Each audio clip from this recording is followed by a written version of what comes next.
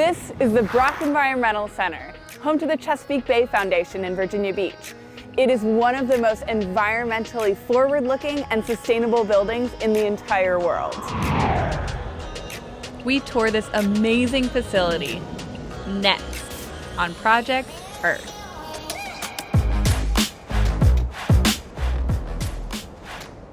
Chris, this is a really incredible place. Can you tell us a little bit more about the Brock Environmental Center? Absolutely. Happy to have you guys here. Welcome.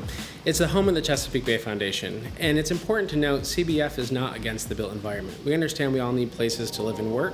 We just hope that they have a positive impact on our surrounding environment and the Chesapeake Bay.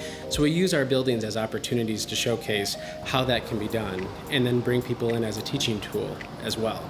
This property was originally scheduled for 1,100 condos, but when the housing market crashed in 2008, an opportunity arose and the Chesapeake Bay Foundation purchased the land for the Brock Center and restored it to its original wetlands. And that really became one of the driving factors to really push the bar of building a building that had a positive impact on what we are saving and celebrating that with the community. From only renewable energy sources, the building achieves zero net energy, meaning it produces more energy than it uses. We create all of our energy through solar and wind. We have two 10 kW residential wind turbines. They're about 80 feet tall and produce 30% of the energy needed to power the center. And then we have 168 solar panels on the roof that provide the additional 70% of the energy needed. A typical building this size would see a $1,000 energy bill each month, but the Brock Center comes in at $17.19, which covers the fees associated with being connected to the grid. Which is a huge savings to the Chesapeake Bay Foundation and also helps reduce our carbon emissions. The building is also designed to leverage sunlight and geothermal properties to keep the temperature comfortable even on the hottest and coldest days of the year.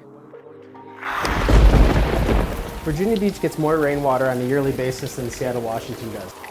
So the Brock Center makes the most of all that precipitation, capturing it from the rooftop of the building. And the water that's collected goes under the building. From there, it goes through a two-step membrane treatment system, UV filtration, and then we do have to add chlorine to meet the federal drinking standard of water. The fun fact is we actually test the water, and the water is just as clean, if not cleaner, than most bottled drinking water we're buying at the grocery store. Wow, that's cool. But that's not even the coolest plumbing marvel at the Brock. We have composting toilets. What? We do, and they work really well. You get about 2 to 3 wheelbarrows of mulch per bin, and you can put that out on your native landscaping. And no flushing means a huge reduction in the amount of water used. Only water that's used, or there's misters below in the tanks, and it helps provide that composting process. So at the most, on a crazy day, it might use a gallon of water, and compare that to your average toilet that uses between 2 to 7 gallons per flush. That is so cool. It's a teachable moment around here. So neat. Tyler Park led the Horrigan construction team in building the Brock Center. No, not in a million years did I ever think I'd be building what could be described as the world's greenest building. He had some very high standards to meet. The LEED and the Living Building Challenge are the two main green certifications that the project certified under. One of the ways they achieved this lofty status was to use as much reclaimed materials as possible.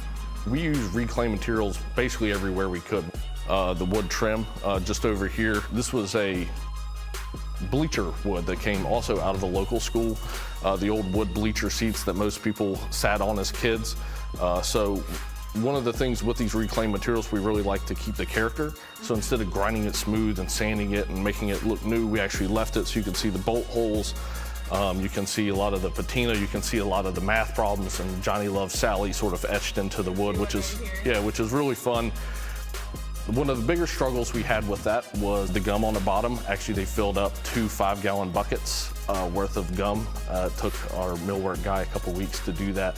He was less than pleased, but obviously the end product came out really nice for the project. For my company and for Chesapeake Bay Foundation and everyone to take that initiative to go out and push the limit and to do something this new was a huge risk, but it's paid off for everybody involved. Chris, this place is so interesting. Thank you so much for the tour. Thanks so much for stopping by, and we encourage everybody to come back, and you can visit our website, cbf.org, for more information on touring the Brock Center, and we encourage everybody to visit.